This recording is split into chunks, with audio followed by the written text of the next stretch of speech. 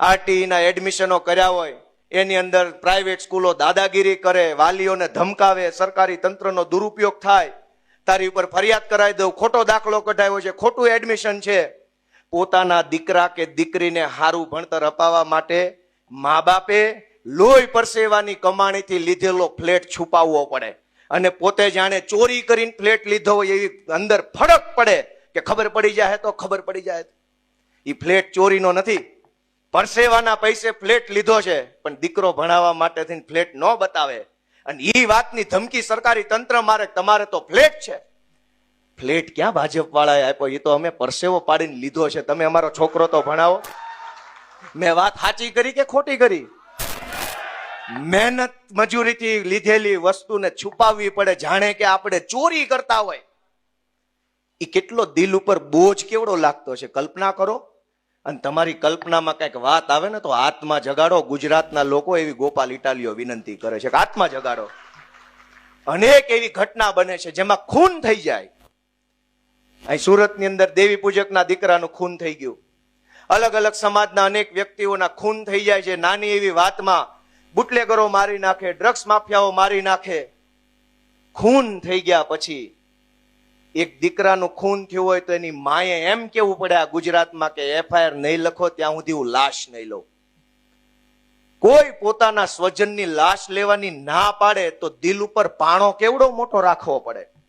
આપણે ત્યાં પ્રથા તો ઈ છે કે માણા ગુજરી જાય ને પછી સ્વજનો બથ ભરી જાય ને મૂકે ને એમ કે ન લઈ જાઓ, ન લઈ જાઓ, ન લઈ જાઓ. શું કામ? ખબર છે આનામાં જીવ નથી, તોય એમ કે રહેવા દો, રહેવા દો. અને એના બદલે માએ, દીકરાએ, પત્નીએ એમ કેવું પડે કે મારા પતિની લાશ નહીં લઉં જ્યાં સુધી એફઆઈઆર નહીં થાય. તો એ કહેવા માટે કાળજું કેટલું કડક કરવું પડતું હશે. સરકારને શરમ નથી. ભાજપમાં બેઠેલા તમામ માણસો મોદી મોદી કરીને ગમે એવી દાદાગીરી કરી લેશે, પણ એને એટલી વાતની શરમ નથી કે ઓલી માં છે. આ સુરતમાં શૈલેષભાઈ નો મૃતદેહ આવ્યો અને આપણી બેને ઓલા પાટીલને મોઢો મોઢ કહી દીધું કે તમારી વાહે ટોળા બંધ સિક્યોરિટી અને મારા ધણી માટે કાંઈ નહીં. ઈ બેને પાટીલને સંઘવીને મોઢા મોઢ કહી દીધું કે તમારી વાહે ટોળા બંધ સિક્યોરિટી, મારા ધણીનો જીવ જીવ નથી. ઈ વાત સાંભળ્યા પછી જો ભાજપના નેતાઓના શરીરની અંદર માણસનો આત્મા હોત ને તો એને સુધારો કર્યો હોત, પણ એનામાં માણસાઈ મરી ગઈ છે ને એટલે એને બેનને દબાવી ધમકાવી નવો વિડીયો બનાવડાવ્યો. એનામાં એટલી શરમ નહોતી કે લાશ ઉપર ઉભા રહીને એક બેન બોલે છે ને તો એ શબ્દો મોઢેથી નહીં આત્મામાંથી નીકળતા છે. એ વાત પાટીલને સમજાણી નહીં.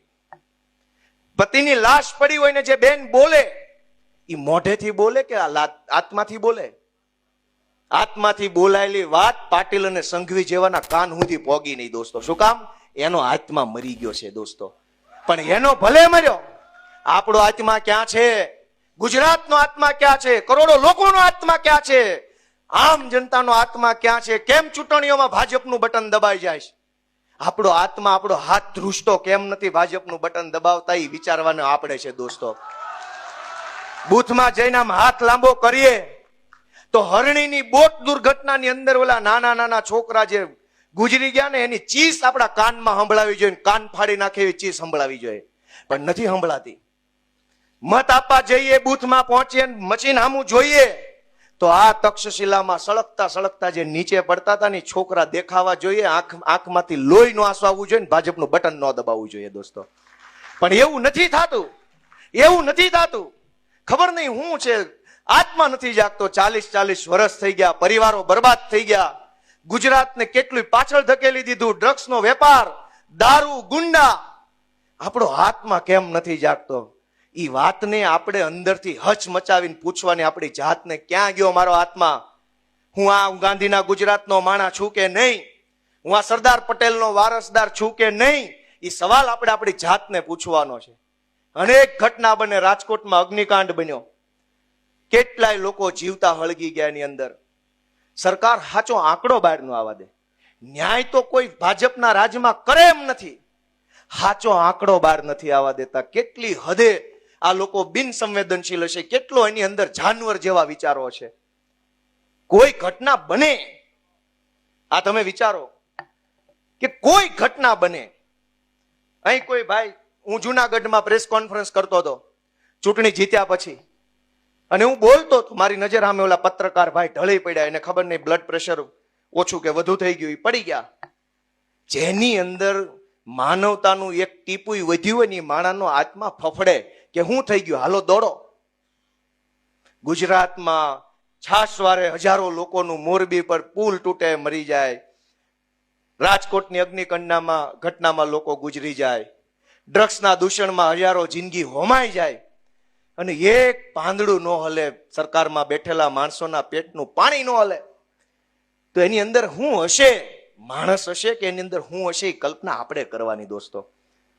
આ જીત નથી, હજુ તો બહુ લડાઈ લાંબી છે. આપણી જવાબદારીને અહીંથી આ હોલમાંથી તમે તમારી જવાબદારી શું છે એ નક્કી કરીને જાઓ બહાર.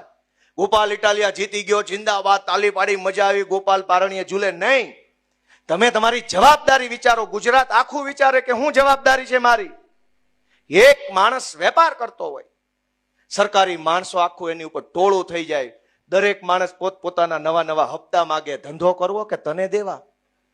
દોસ્તો, આખી દુનિયામાં સમજવા જેવી લાઈન કહું છું કે આખી દુનિયામાં સરકારો બનાવેલી છે. આજથી 50, 100, 150, 200 વર્ષ પહેલા દુનિયાના કોઈ દેશમાં સરકારો નહોતી. પછી કોઈ દેશમાં સંશોધન થયું કે લોકશાહી હોવી જોઈએ, લોકશાહીમાં સરકાર હોય, એક માણસ મંત્રી હોય, બાકીના તંત્રી હોય, સંત્રી હોય, બધું હોય.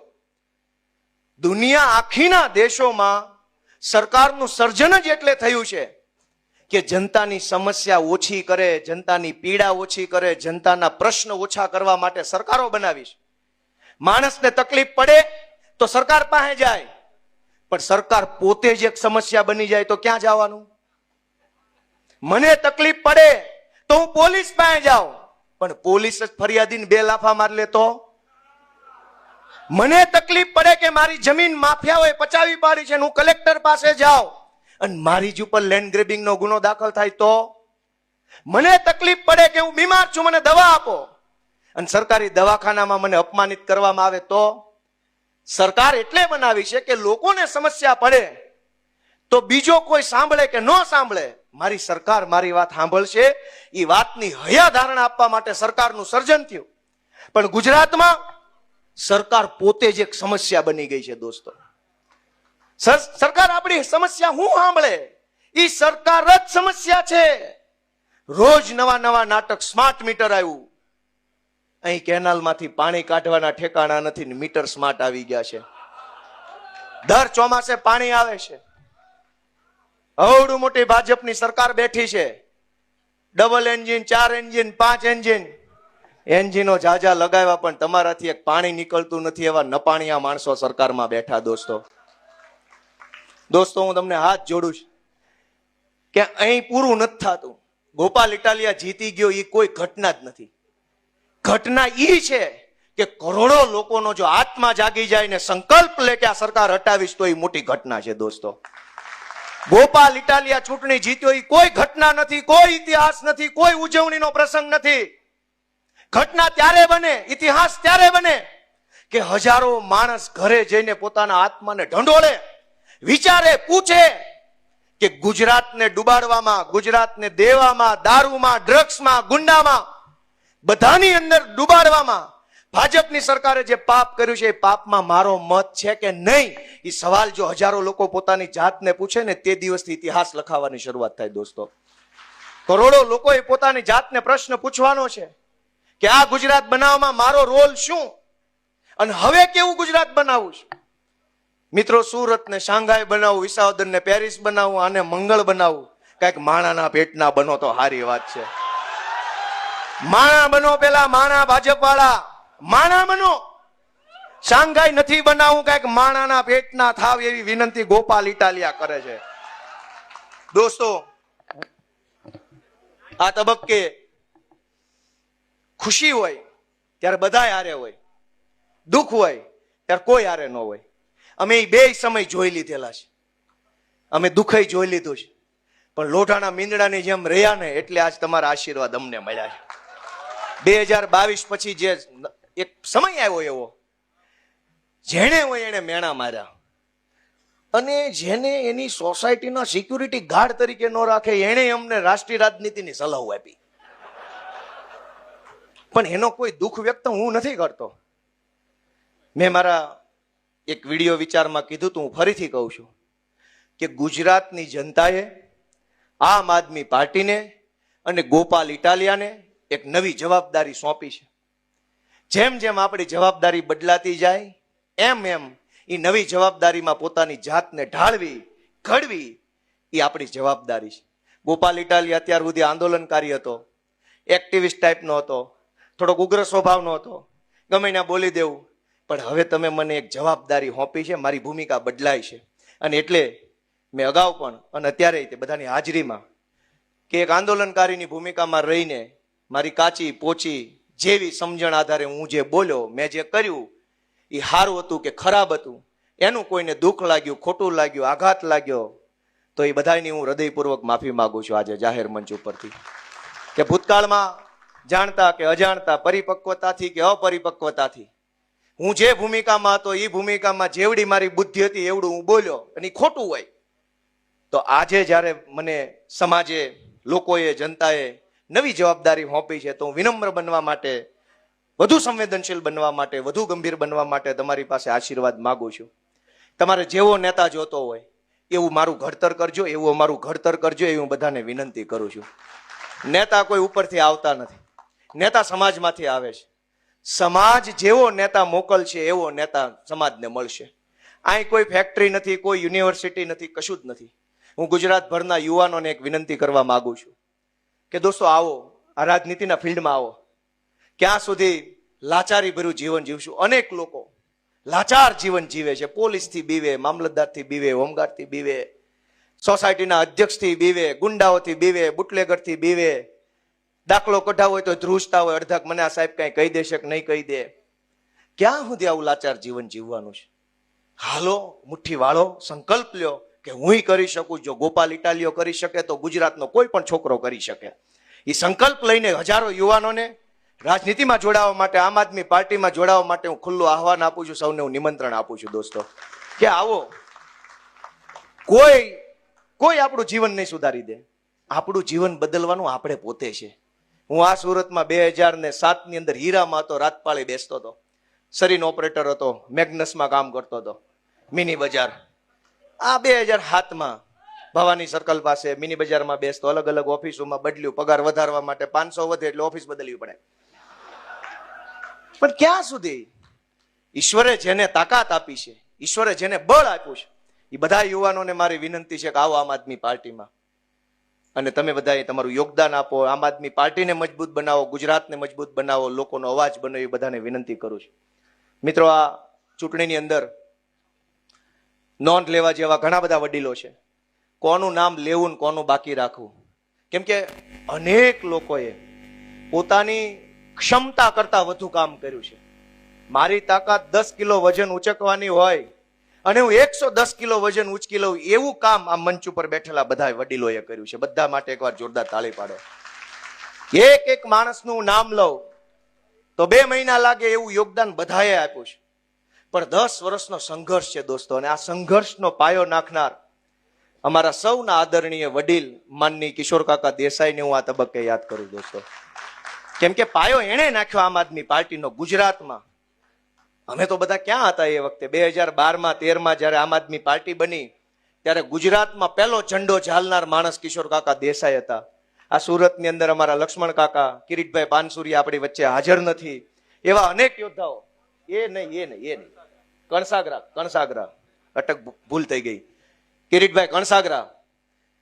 અનેક લોકોએ આ પાર્ટીના પાયામાં પોતાનો પરસેવો રેડ્યો છે અને ત્યારે અવડું મોટું વૃક્ષ બન્યું છે. જેણે આ પાર્ટીના પાયામાં પરસેવો રેડ્યો છે, સમય આપ્યો છે, યોગદાન આપ્યું છે, બધાને ગોપાલ ઇટાલિયા નતમસ્તક વંદન કરે છે. દોસ્તો, અમારા રાકેશભાઈ હિરપરાએ, હું તો ઉમેદવાર હતો એટલે હું તો ભાષણ કરું ને ગાડીમાં બેસી જાઉં, બીજે જ્યાં ગાડી ઉભી રહીને ઉતરીને ભાષણ કરું ને ગાડીમાં બેસી જાઉં. મારું એટલું જ કામ હતું, મગજ તો કઈ દોડાવવાનું નહોતો. કેમ કે હું મગજ દોડાવું તો ચૂંટણી ઉભી રહી જાય. મગજ દોડાવવાનું ટોટલ A to Z કામ અમારા પ્રદેશના આગેવાન, મહામંત્રી, મુખ્ય પ્રવક્તા અને સ્ટ્રેટેજી કરનાર રાકેશભાઈ હિરપરાએ કર્યું છે દોસ્તો. અને ધર્મેશભાઈ ભંડેરીએ એવું કીધું કે વિસાવદરની ચૂંટણીમાં એના વાળ ઉતરી ગયા. નકરા વાળ નહીં, વજન ઉતરી ગયું છે. એ બોલતા હતા ને ત્યારે વાહેથી મેં પેન્ટ જોયું, ઢીલું પડે છે. પણ નિષ્ઠા કેવી! રાકેશભાઈ હિરપરા, રજનીભાઈ વાઘાણી, તુલસીભાઈ લાલૈયાના તો વખાણ કરું તો એનો એક આખો મહિનો લાગે એમ છે. એવું સારું કામ વડાલમાં એને કર્યું. વડાલની મતગણતરી સૌથી પહેલા હતી. પહેલો રાઉન્ડ જ વડાલ જિલ્લા પંચાયત, અને પહેલા રાઉન્ડમાં 945 ની લીડ આવીને જે ભાજપ વાળા વંડિયું ઠેક્યા, ધુમાડા કાઢતા ગયા હો. કેમ કે એને એમ હતું પહેલા રાઉન્ડમાં 4000 ની લીડ આવશે, અને તુલસીભાઈ લાલૈયા પાસે વડાલ જિલ્લા પંચાયતની જવાબદારી પહેલા રાઉન્ડમાં 945, અને વાડીએ હુતળી બોમ્બ હળગાવન ભડાકો થાય રોજડા ભાગે ને ભાગ્યા. વાહ તુલસીભાઈ, ભૂગા કાઢી નાખ્યા. એમ કોના વખાણ કરું, કોનું નામ ન લઉં? મારા માટે અસમંજસ પરિસ્થિતિ છે, કોના વખાણ કરું? અમારી બધી બહેનોએ જે રંગ રાખ્યો છે, એકલા હાથે અહીંયા ફરતા હતા ગુંડાઓ સામે બાંધ્યા છે જે બહેનોને એકવાર જોરદાર તાળીઓ વધાવો. અમારા રચનાબેન, પાયલબેન, કુંદનબેન, આ બધા બહેનોએ તો ત્યાં સૂલો ચાલુ કરી દીધેલો. એ ખબર છે કોઈને? ન્યા જમવાનું હાથે બનાવતા હતા, હાથે વાસણ ધોઈ અને પાછા કામે વળગી જતા હતા. હિન્દીની અંદર એક બહુ સરસ મજાની કહેવત છે, એને હું ગુજરાતીમાં કહું કે ઈ મહિલા કે કેટલી મહાન હશે જે રોટલી બનાવીને રોટલી માટે કામે જાય છે. બહેનોનું જીવન કેવું છે કે રોટલી વણીને કામે જાય રોટલી માટે. અમારી આ બહેનો રોટલી વણીને ખાઈને પાછા કામે લાગી જતા. એનો કયા શબ્દોમાં આભાર માનવો? એના આભાર માનવા માટે શબ્દો હોય નહીં. પંકજભાઈ ધામેલિયા, એ અમારી કતારગામની ચૂંટણી વખતથી એટલી મહેનત કરે, મેણા ટોણા સાંભળે, ટીકા ટિપ્પણી સાંભળે, સરકારી માણસો ટીકા કરે, પોલીસ વાળા ધક્કે ચડાવે. આ ચૂંટણીમાં, મારી આખી ચૂંટણીમાં કાગળિયા, ખર્ચનો લીગલ હિસાબ જે આવતો હોય એ બધું કામ પંકજભાઈ સંભાળ્યું. જયારે જાહેરાત થઈ ગોપાલભાઈ જીતે છે, 15 મિનિટ રોયો મને પકડી. કેમ કે એ 10 વર્ષથી ઉપાધિમાં હતો. અમારા ડીજે સ્વામી ક્યાં ગયા? કતારગામ છે. જેના નામ લઈએ, મથુરભાઈ બલદાણિયા ક્યાં ગયા છે ને? હા, દિનેશભાઈ, અમારે પ્રવીણભાઈ સરદારાને પોલીસે પકડીને રાતે બેહારી દીધા. ત્યારે ઓલા એડવોકેટ ક્યાં ગયા? પાંચાણી સાહેબ. એ બધાએ રંગ રાખ્યો, લાજ રાખી. કોના નામ લેવા, કોના બાકી રાખવા? પણ ભગવાન અમને બધાને બહુ બળ આપે, શક્તિ આપે. કેમ કે મને એમ લાગે છે કે અમારું સર્જન અહીં સુધી પોગવા માટે નથી, હજુ આઘું જવા માટે થયેલું છે. અને વિસાવદર માંથી માત્ર ખડકી ખુલી છે. ડેલો ખોલવાની મહેનત આપણે બધા ભેગા મળીને કરવાની છે. વિધાનસભાનો ડેલો ખુલે અને વિધાનસભાની અંદર આમ જનતા, નાનો માણસ, ગરીબ માણસનો અવાજ પહોંચે એવો સંઘર્ષ આપણે બધાએ કરવાનો છે. હું ફરી એક વખત, જેણે મત આપ્યા, જેણે મત ન આપ્યા, જેણે સમર્થનમાં પોસ્ટ કરી, જેણે વિરોધમાં કરી, એ બધાય મારા ગુજરાતી માવતરનો હું 2 હાથ જોડીને આભાર માનું છું. જેણે દીધું, જેણે ન દીધું, બધાને એક જ વિનંતી છે કે હું તમારો દીકરો છું, તમારો ભાઈ છું, હું નાનો છું. આ ચૂંટણીમાં આશીર્વાદ આપવાનું ચૂકી ગયા હો તો આવતી ચૂંટણીમાં આપજો, પણ મારા પ્રત્યે ખીજ ન રાખતા. હું નાનો છું, હું ભોળો છું, મારાથી ભૂલ થઈ હોય તો મને માફ કરજો, પણ મારાથી નારાજ ન થતા. હું ગુજરાતનો દીકરો છું, ગુજરાત માટે કંઈક સારું કરવા માટે આવ્યો છું. મને હવના આશીર્વાદ મળે એવી પ્રાર્થના 1000 હાથવાળાને કરી મારી વાત પૂરી કરું છું. સૌનો ખૂબ ખૂબ આભાર. ભારત માતા કી